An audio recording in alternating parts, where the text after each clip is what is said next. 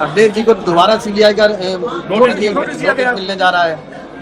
और ऐसी है खनन के मामले में जो राज्य मंत्री है प्रतिभा शुक्ला, उन्होंने कहा है कि खनन माफिया इतने मजबूत हो गए हैं तो उन पर कार्रवाई कराना हमारी बस की बात नहीं है। जो कह रहे हैं, जो प्रकरण हुआ है कि सीबीआई का ये जो नोटिस आया है, तो मेरा मानना है कि इस तरह के नोटिसेस बहुत सारे नेताओं को आ रहे हैं जो भाजपा का बड़ा मुकाबला कर रहे हैं। तो ये उसी श्रृंखला में एक कड़ी है, क्योंकि भाजपा जानती है कि आज देश की हालत क्या है।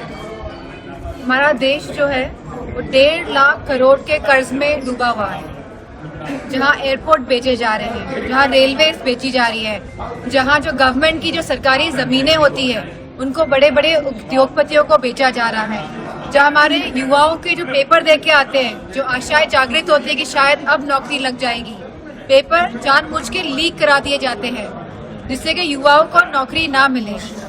ऐसी योजनाएं लाते हैं अग्निवीर जैसी, जहाँ गांव की अर्थव्यवस्था, कि गांव के लोग ही फौज में जाते हैं, किसान का बेटा ही फौज में जाता है, हमारी सरहदों की रक्षा करता है।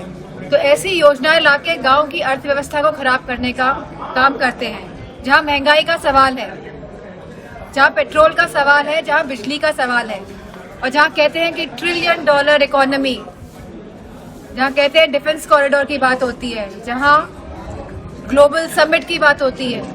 लेकिन पीएम मोदी कह रहे कि इंडस्ट्रियलिस्ट आते हैं और कहते हैं 60 लाख करोड़ का निवेश हुआ है उत्तर प्रदेश में।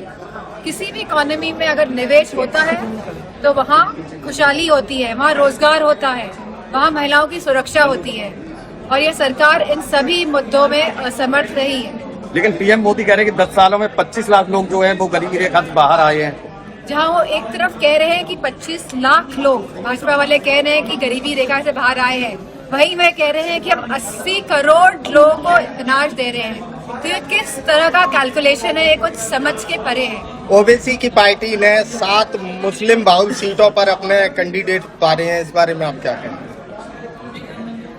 मेरा मानना है कि अगर उन्होंने कैंडिडेट उतारे हैं, जो आप बात कह रहे हैं, अगर वो राउंड द क्लॉक का मतलब रोज लोगों से संपर्क बनाए, लोगों की बातें सुने, उनकी समस्याओं का समाधान करें तो अच्छा होगा।